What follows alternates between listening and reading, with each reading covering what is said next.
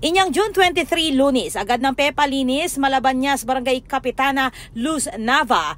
Ing basura, king abakan lu, pamipabalitang at lungaldo ng makatambak, king amanwang lugal. Sinabi ng Kapitana Nava na kanutambakan ng basura iti at kanututong at lungaldo ng makatambak king amanwang basura. Iti kay bat ning linwala video, king meto nga news outlet.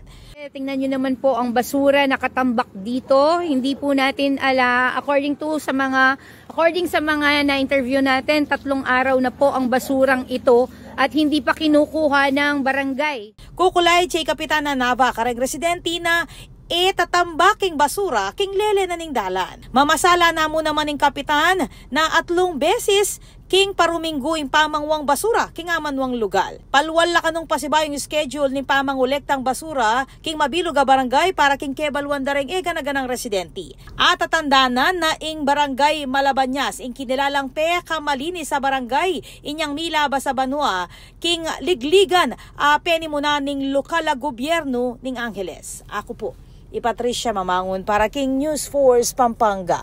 Balitang tutuking Balen, susuyo.